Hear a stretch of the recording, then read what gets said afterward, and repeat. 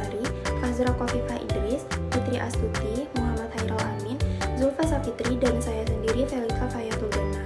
Di sini kami akan memaparkan tentang proposal farmakoekonomi kami yang berjudul Analisis Efektivitas Biaya Penggunaan Antibiotik Cefixim dan Cefotaxim terhadap pasien diare bayi dan balita di Kota Pontianak.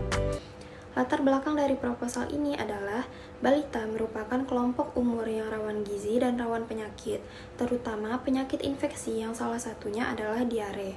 Balita yang menderita diare cenderung lebih beresiko mengalami dehidrasi dengan cepat. Kondisi ini sangat berbahaya dan berdampak negatif karena dapat menghambat proses tumbuh kembang anak yang akhirnya dapat menurunkan kualitas hidup. CIE merupakan suatu metode farmakoekonomi untuk memilih dan menilai program atau obat yang terbaik pada beberapa pilihan terapi dengan tujuan yang sama, sehingga perlu dilakukan perhitungan ESAR dan ISAR. Cara tersebut dilakukan untuk menilai pengobatan mana yang lebih cost efektif dari kedua alternatif pengobatan yang dipilih. Penggunaan antibiotik yang berbeda pada masing-masing pasien mengakibatkan besarnya biaya obat yang dikeluarkan pasien bervariasi. Penggunaan antibiotik dengan biaya yang relatif tinggi belum tentu bisa menjamin efektivitas perawatan pasien, sehingga dilakukan penelitian untuk mengetahui gambaran penggunaan antibiotik dan biaya pada pasien bayi dan balita di Rumah Sakit Kota Pontianak. Baik, untuk identifikasi masalahnya yang pertama yaitu ada bagaimana menentukan terapi yang lebih efektif antara penggunaan antibiotik Cefixim dan Cefotaxim pada pasien diare terhadap bayi dan balita. Yang kedua, apakah penggunaan antibiotik dengan biaya yang relatif tinggi bisa menjamin efektivitas perawatan pasien diare terhadap bayi dan balita. Untuk manfaat penelitiannya, yaitu penelitian ini diharapkan dapat menjadi referensi atau data ilmiah untuk penelitian selanjutnya dan menjadi pertimbangan untuk menentukan terapi yang lebih cost efektif antara penggunaan antibiotik Cefixim dan Cefotaxim untuk pasien diare bayi dan balita. Baik, selanjutnya menurut Departemen Kesehatan 2019, diare adalah buang air besar lembek atau cair bahkan dapat berupa air saja yang frekuensinya lebih dari 3 kali dalam sehari. Jenis diare dibagi menjadi 3, yaitu yang pertama disentri, diare persisten, dan diare dengan masalah lain. Diare yang berlangsung kurang dari 14 hari disebut diare akut, sedangkan diare yang lebih dari 14 hari disebut dengan diare kronis. Penyebab diare yang utama, diare yang disertai dengan lendir atau darah di Indonesia adalah Shigella salmonella dan Escherichia coli. Disentri berat umumnya disebabkan oleh Shigella dysentery, kadang-kadang dapat juga disebabkan oleh Shigella flacneri.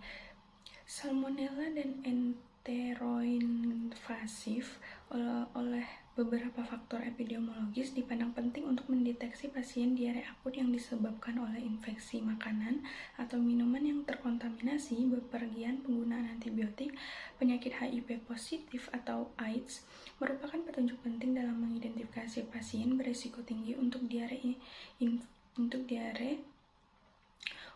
infeksi.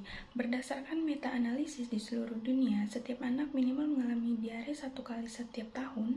Dari setiap 5 pasien anak yang datang karena diare, satu di antaranya akibat rotavirus. Kemudian dari 60 anak yang dirawat di rumah sakit akibat diare, 1 di antaranya juga karena rotavirus. Rotavirus adalah salah satu virus yang menyebabkan diare terutama pada bayi. Penularannya bisa melalui fases atau tinja yang mengering dan disebarkan melalui udara. Adapun beberapa faktor risiko diare meliputi faktor umur, musim, dan faktor lingkungan.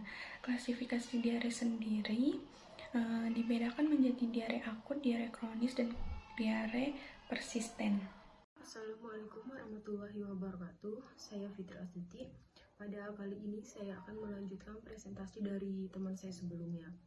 Di sini saya akan melanjutkan presentasi tentang penata laksanaan diare itu sendiri. Pengobatan sendiri adalah suatu proses yang menggambarkan suatu proses normal atau fisiologi, di mana diperlukan pengetahuan, keahlian, sekaligus berbagai pertimbangan profesional dalam setiap tahap sebelum membuat suatu keputusan.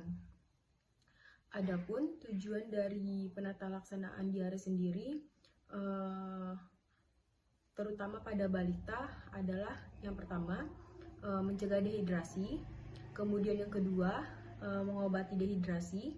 Yang ketiga, mencegah gangguan nutrisi dengan memberikan makanan selama dan sesudah diare. Kemudian yang keempat, memperpendek lamanya sakit dan mencegah diare menjadi lebih berat. Kemudian Kementerian Kesehatan juga telah menyusun 5 langkah tuntaskan diare, yaitu yang pertama, rehidrasi menggunakan oralit osmolitis rendah. Kemudian yang kedua, zinc selama 10 hari berturut-turut. Kemudian yang ketiga, pemberian ASI dan makanan. Yang keempat, pemberian antibiotik sesuai indikasi. Dan yang kelima, nasihat para ibu atau pengasuh anak. Oralit adalah campuran garam elektronik yang terdiri atas natrium klorida atau NaCl, kemudian kalium klorida atau KCl, sitrat, dan glukosa. Kemudian lanjut ke antibiotik. Antibiotik sendiri adalah obat yang digunakan untuk mengatasi infeksi bakteri yang bersifat bakterisid atau membunuh bakteri, atau bakteriostatik atau mencegah perkembangannya bakteri. Antibiotik sendiri dikelompokkan berdasarkan mekanisme kerja, struktur kimia, dan spektrum aktivitas antibakterinya. Antibiotik sendiri merupakan salah satu tata laksana diare pada anak-anak yang diberikan secara selektif.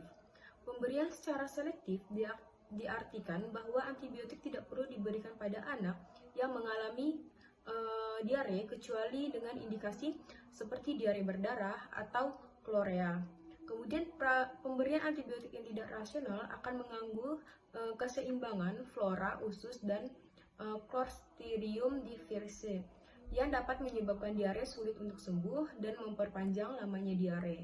Dalam hal ini perlu diperhatikan dosis antibiotik yang tepat, cara pemberian, indikasi, kepatuhan penggunaan antibiotik, kemudian jangka waktu yang tepat, dan dengan memperhatikan keadaan patofisiologi pasien secara tepat, sehingga dapat diharapkan dapat memperkecil efek samping yang akan terjadi.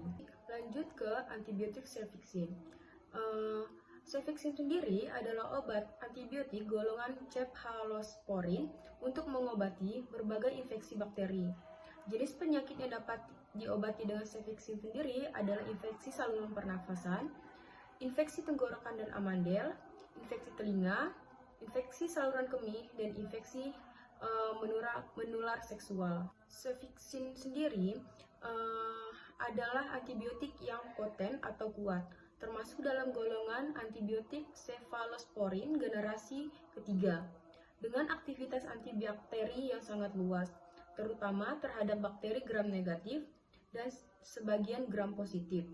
Obat ini tersedia dalam beberapa bentuk seperti tablet salut selaput, kapsul, kaplet, dan sirup. Dosis dan aturan pakai cefixime sendiri dapat berbeda-beda bagi tiap penderita. Seperti kondisi Giner tanpa komplikasi, untuk dewasa 400 mg sebagai dosis tunggal, kemudian untuk dewasa dan anak usia lebih dari 10 tahun dengan berat badan lebih dari 50 kg, dosisnya 200-400 mg dibagi dalam 1-2 jadwal konsumsi, lama pengobatan 7-14 hari. Kemudian untuk anak usia 6 bulan hingga 10 tahun dengan berat badan kurang dari 50 kg, dosisnya sendiri 8 mg per kilogram berat badan per hari, lama pengobatannya 7-14 hari. Lanjut ke antibiotik cefotaxime. Cefotaxime sendiri adalah antibiotik yang bisa mengobati berbagai jenis infeksi bakteri, termasuk yang parah atau mengancam jiwa. Beberapa contoh penyakit infeksi yang bisa diatasi oleh antibiotik cefotaxime sendiri adalah infeksi saluran kemih, kencing nanah, pneumonia, meningitis, dan osteomyelitis atau infeksi pada tulang. Kemudian cefotaxime sendiri merupakan golongan antibiotik cephalosporin yang melawan bakteri dengan cara membunuh dan menghambat pertumbuhannya. Cost Benefit Analysis, analisis manfaat biaya. CBA adalah metode yang memungkinkan untuk identifikasi, pengukuran, dan perbandingan manfaat dan biaya program atau pengobatan alternatif. CBA dapat digunakan ketika membandingkan pengobatan alternatif, di mana biaya dan manfaat tidak terjadi secara bersamaan.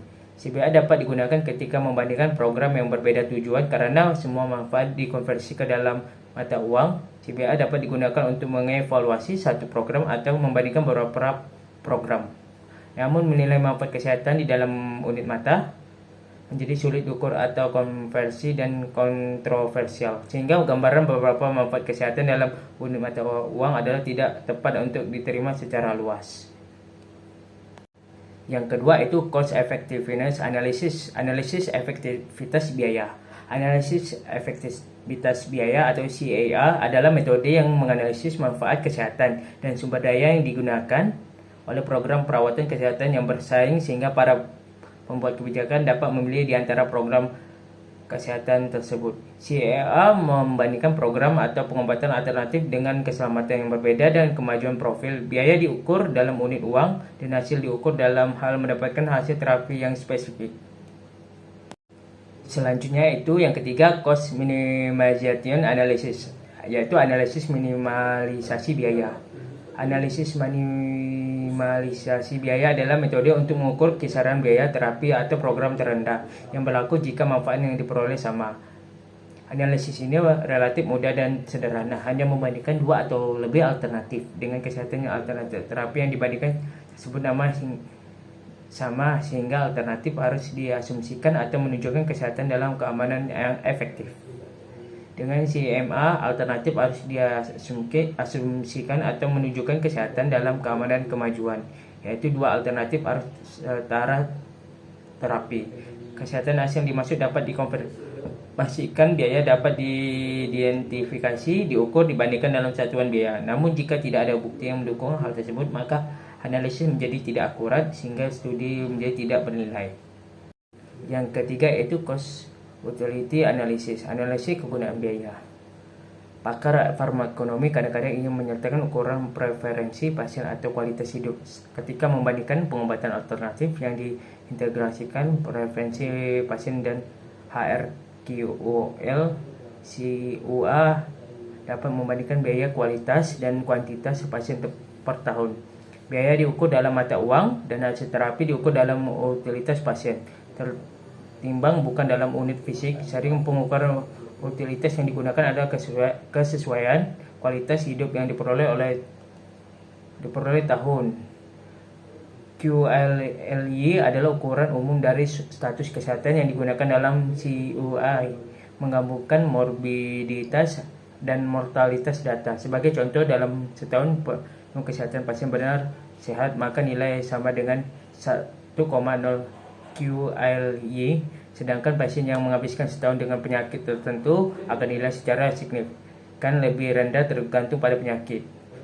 CUA adalah metode yang paling tepat untuk digunakan ketika membandingkan program dan pengobatan alternatif yang memperpanjang harapan hidup dengan efek samping yang serius yang menghasilkan pengurangan mortalitas daripada kematian. CUA kurang sering digunakan dibandingkan dengan metode evaluasi ekonomi lain karena kurangnya kesepakatan pada pengukur utilitas, kesulitan membandingkan QALY pasien dan populasi, dan kesulitan kualifikasi. Selanjutnya yaitu metode penelitian. Yang A yaitu rancangan penelitian. Penelitian ini berbentuk deskriptif non-eksperimental dengan mengambil data secara retrospektif dari catatan rekam medik pasien yang dilakukan pada bulan November 2023 sampai Januari 2024 dan menggunakan time horizon cross-seksional. Adapun yang B yaitu populasi dan sampel.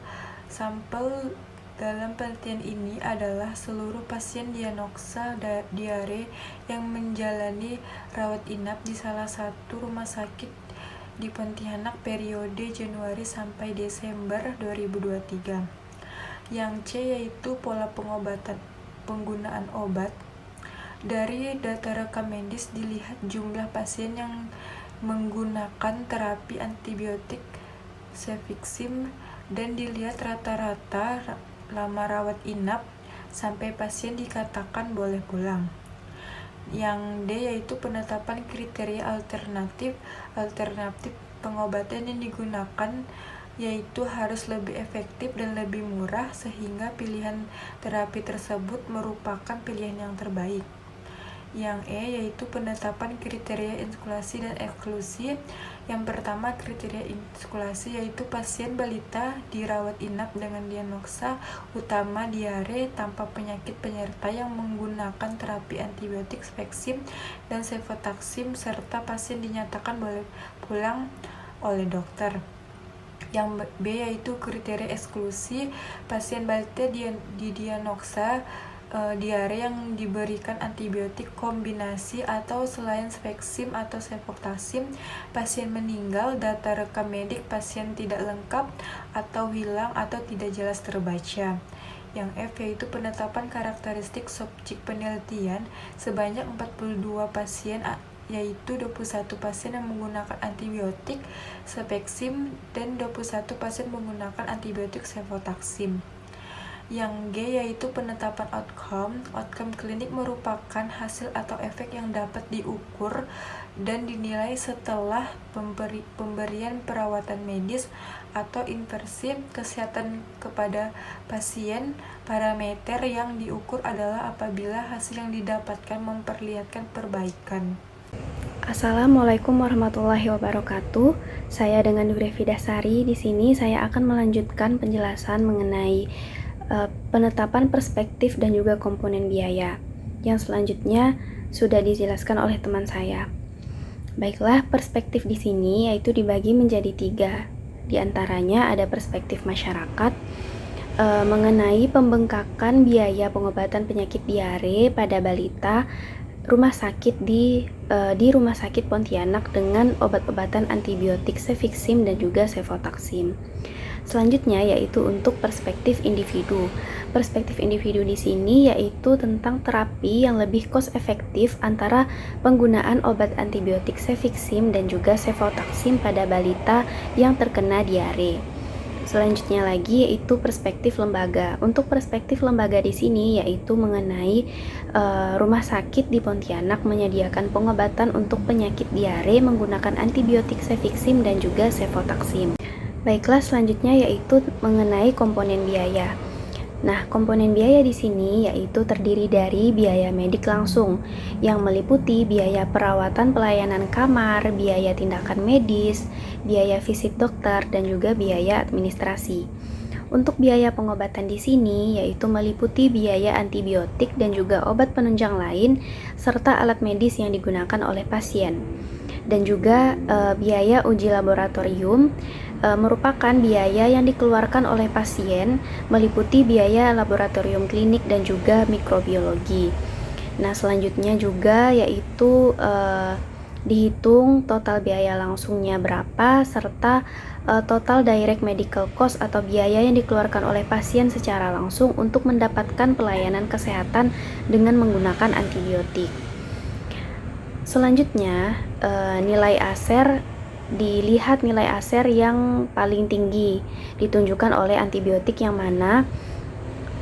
Selanjutnya yaitu mengenai penetapan metode farmakoekonomi. Nah, metode farmakoekonomi di sini yang digunakan adalah metode cost effectiveness analysis, yaitu dengan dilihat data yang terkumpul untuk menghitung rata-rata atau ASER dengan menggunakan rumus ACLR yaitu biaya pengobatan